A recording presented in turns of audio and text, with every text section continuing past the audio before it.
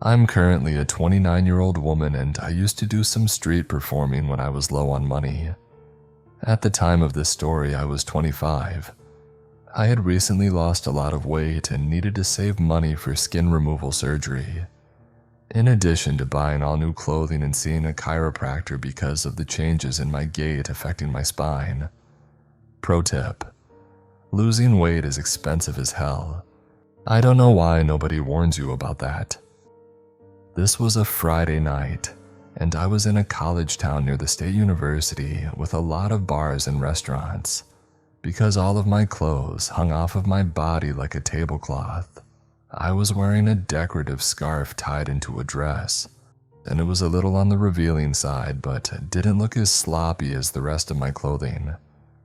If you don't wear decent clothing and makeup and such when you street perform, people assume you're homeless and can be really crummy towards you. This is relevant to the story.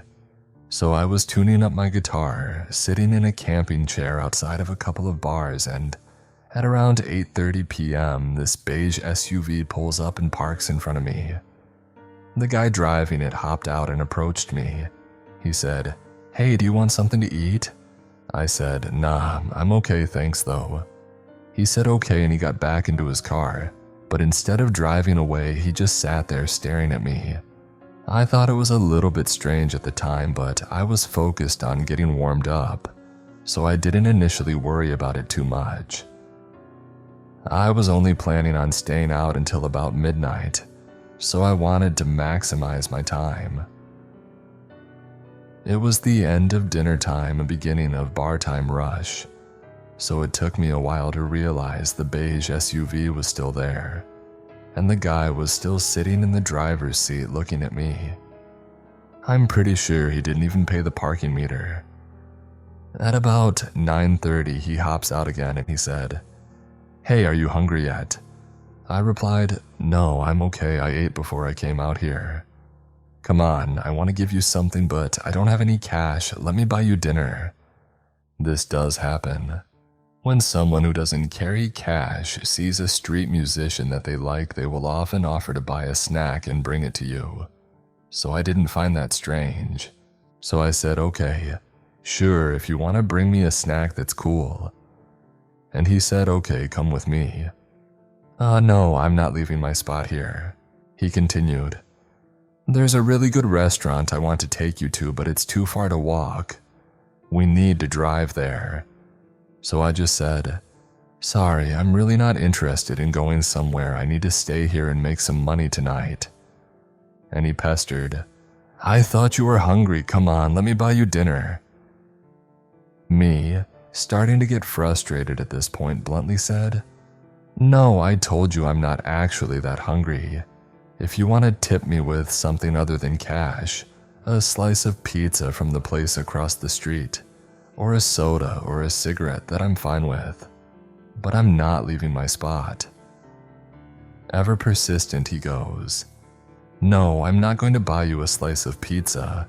If you want dinner, you need to come with me." At this point, tons of people were walking past us, and I was getting really annoyed at him for keeping me from playing music. I said, "Well, I'm not going anywhere and I need to make some money tonight, so I'm done talking about this." At that point, I started playing my guitar to show him that I was done with this conversation. I probably should have been more concerned by this point, but I was honestly just pissed off. It wasn't that uncommon for men who saw me street performing to offer me food or shelter in exchange for sex, so I kind of assumed that's what he was after at that point. For about the next hour, I focused on just playing music and chatting with people, and it was actually a pretty productive night. I had almost forgotten about the creepy dude, until he got out of his car and leaned against the door, still staring at me. At this point, it was almost 11 p.m., and it dawned on me that he had been here for over 2 hours. That's when the alarm bells finally started to go off in my head. I had a hard time focusing on music after that because he was just standing there staring at me. And the longer it lasted, the more I felt like he had something more nefarious than just trying to bribe a young, what he thought to be homeless woman to sleep with him in mind.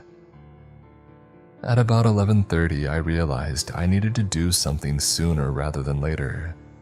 It was pretty much peak bar hour, but the streets were going to become less crowded eventually, and I was going to be walking home. I didn't want to risk him following me. Now, when I'm street performing, I'm in friendly mode, and I'm not the most intimidating looking girl in general, so I don't think he was expecting me to confront him directly. But when I feel threatened, I tend to get pretty mad, pretty fast. Figuring I had plenty of witnesses, I walked right up to him, angry as hell by this point. This is how the conversation went. Me: "Why are you staring at me?" Him, taken aback: "What?" Me: "You've been staring at me for 3 hours now. Do you just like making younger women uncomfortable?"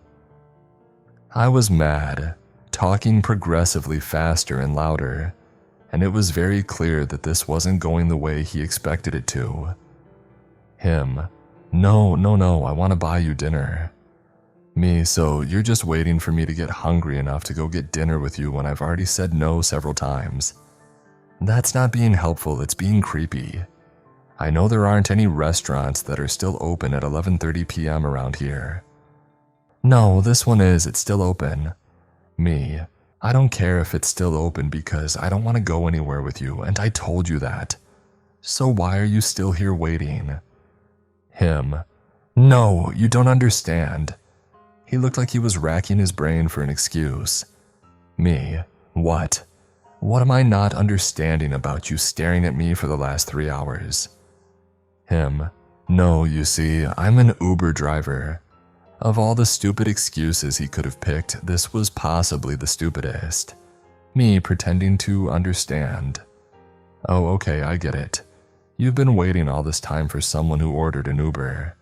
He smiled and said yes. Me dropping the act: "And you were just going to leave them waiting while you took me to a restaurant then?" What happened next freaked me out more than anything else that night. As soon as I blew a hole through his piss-poor cover story, it was like he took off a mask. His smile disappeared and his voice was deadly serious as he climbed back into his car and said to me, "Okay, you will never see my face again." And he drove off, fast. I just stood there shook. I'd had plenty of creepy encounters while street performing, but not like this. It was impossible to convince myself that he was going to do anything besides abduct me. I was done after that. I decided to order an actual Uber home instead of walking, which cost about half of what I'd made in tips that night. In the back of that Uber, counting my cash, I realized that it was time to retire. The small amount of money I made during the daytime was not worth the effort, and the decent money I made at night was not worth the risk. I've since moved on to a new side hustle and also developed diagnosed agoraphobia because of this and other incidents like it. I hate leaving the house alone. I order most of my groceries and household supplies through DoorDash, and I have a job that's only 3 blocks away from my apartment. Still, on my walks to and from work, I find myself constantly checking my surroundings, using the reflection in storefront windows to make sure I'm not being followed. So, creepy guy in the beige SUV, I hope you keep your promise and that I never see your face again.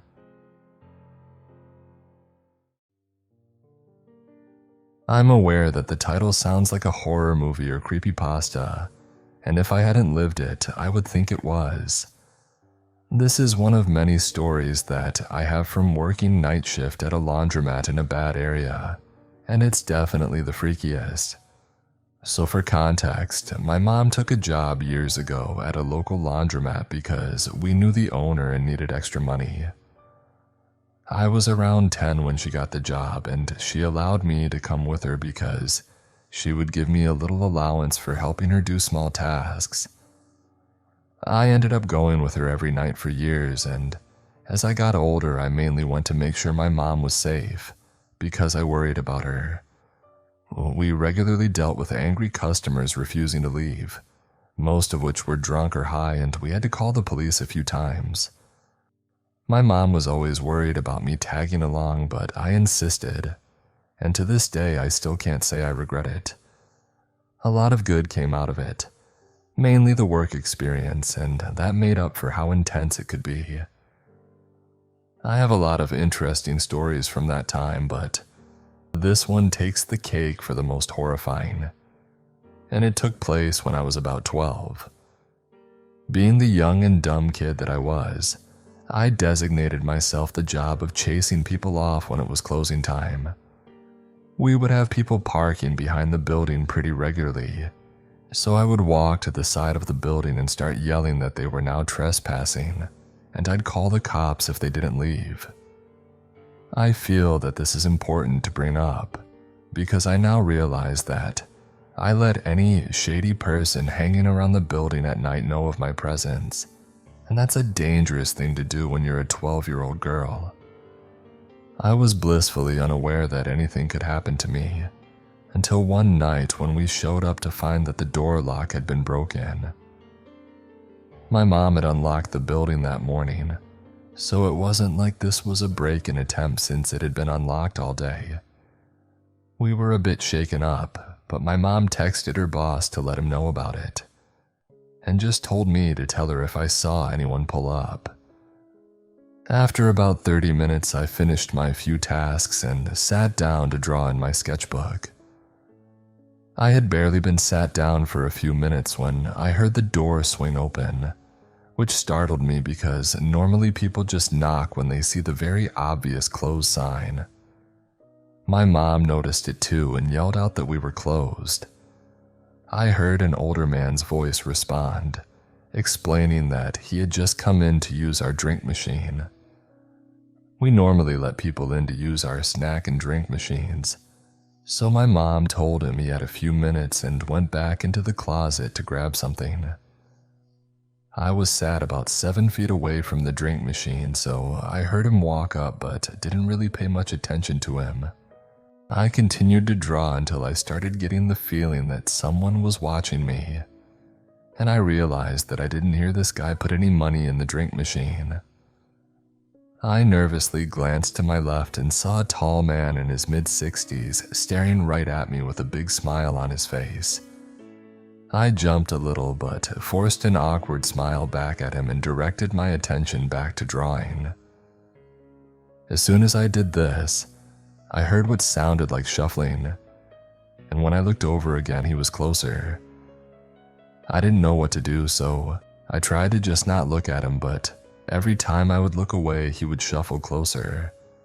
His body was still facing the drink machine, but his neck was craned in my direction, and he wouldn't stop smiling and staring.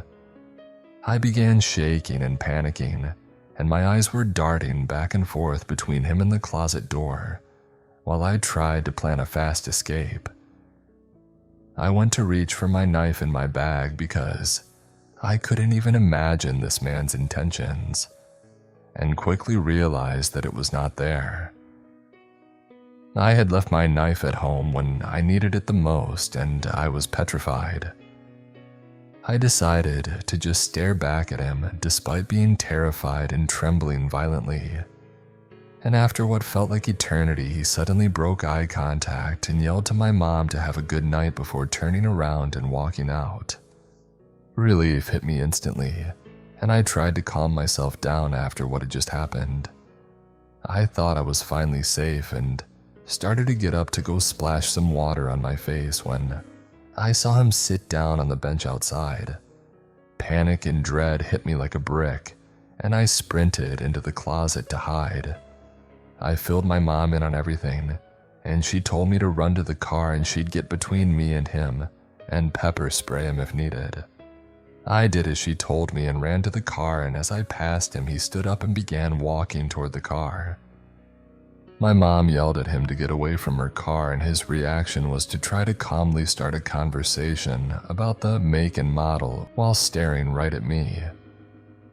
She ignored him, hopped in the car, locked us in, and started backing up as quickly as she could. I ducked down in my seat, but could still see him standing there. And I know he could see me because I watched as he lifted his hand and waved me goodbye before walking around to the back of the building and disappearing into the darkness. I felt sick. I couldn't sleep that night, and I never dared set foot anywhere near the back of the building again, so I guess that was a lesson learned. Creepy old smiling man, let's not meet again. I have been lurking on this sub a while and enjoy reading people's experiences. While perusing, I recalled a story of my own from my childhood I had mostly forgotten. Here it is. My parents divorced when I was 4 or 5 years old. During and after the divorce, my brother Chris, my mom, and I moved into a 2-bedroom apartment townhouse. Now, this is not the nice townhouse you may imagine. It wasn't a complete crap hole, but they were older, built in the 60s, and this was in the 1990s, and in a rougher part of town, something a single mother with 2 kids could swing. The layout of the apartment is important to the story, so bear with me. When you walk in the front door, the kitchen is immediately to your left, and there's a short entrance hallway in front of you. The kitchen has an open countertop area that looks into a dining spot for a table, and a split-level living room/den area that also had glass sliding doors leading to the backyard. No fence or privacy, where there was a rather sad and sparse playground. In the hallway entrance again on the right is a staircase leading up to my mom's room, and me and my brother's room. One day after school, my brother and I are out playing in the backyard on the playground, doing our kid stuff, when my mom told us she wanted to go check the mail. The mailboxes of the apartments are located at the front entrance, which is on the opposite side of the complex from us.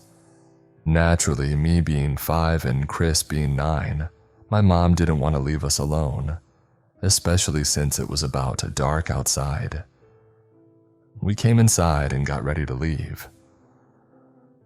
On the way out, I remember my mom asking Chris if he had closed and locked the sliding glass door. Chris said he had. Cut to later, we are back from the mailroom. It's maybe been 20 or 30 minutes max. It's hard to recall fully. But my mom unlocks the apartment door. I'm lingering in the car for some reason or another. Chris doesn't notice I'm not in the apartment yet, and on the stairs leading to the bedrooms on the right, he sees someone's feet disappear at the top of the landing, as if someone were running to hide. Thinking they're me, he doesn't think something's off. Chris goes to the kitchen and I actually go upstairs directly into our bedroom to get ready for bed. My mom is at the table in the dining area near the split-level living area downstairs. While I'm completely clueless getting ready for bed in the bathroom, Chris, from downstairs, keeps hearing someone walking around in my mom's bedroom. Now, I had a bad habit when I was this age of going through people's stuff. Not maliciously, I was barely 5. It was just curiosity or whatever. And Chris, thinking I'm being a nosy jerk going through all of our mom's jewelry, runs upstairs to catch me in the act and get me in trouble. Chris runs up the stairs, sprints across the hall to my mom's bedroom, and throws himself stomach first on the bed. When he looks up, he sees a tall, slender man with a bright green, goblin latex Halloween mask on, and is holding a large knife he has swiped from the kitchen. My brother sits silently in shock as the man in the goblin mask raises one finger to the mouth indicating for him to be quiet. And in true form for my brother, he screamed bloody murder for our mom. Now I have heard things going on, but I have no idea, and am not aware of what's happening. I have gotten into my big oversized sleep shirt and am going downstairs to have a glass of milk before bed. When Chris screamed, the man ran downstairs and encountered my mom, who immediately jumped into action. Our baseball gear was in the living room, and my mom grabbed a bat and started fighting this man in our house while he is taking swipes at her with the knife. I first notice what's happening when I have come downstairs to the kitchen, pulled up a step stool to reach the counter and to pour a glass of milk. And that's when I see over the bar the guy push my mom off the steps into the split-level living room, landing on her back. She starts swinging the bat wildly, trying to make any contact with it, and she does. I'm glued to this image, truly frozen in place. Not scared really, just so young that you can't fully process what you're seeing. The man finally runs toward the front door, which is right by the kitchen. I'm mid-pour in my glass of milk, frozen. Milk continuing to spill out all over the counter and floor. He stops and turns directly to me, and in that green goblin mask with the knife, screams a primal, deep sound of rage and frustration, and then slams the door so hard the whole place shakes. I continued to standing on my stool, pouring milk everywhere. Frozen for I don't know what could have been a second but felt so long. I don't remember what happened after that, but all of the parts I've relayed are very clear to me. Moral of the story is lock your doors, and don't just assume you did. And dear man in the goblin mask, let's not meet ever again.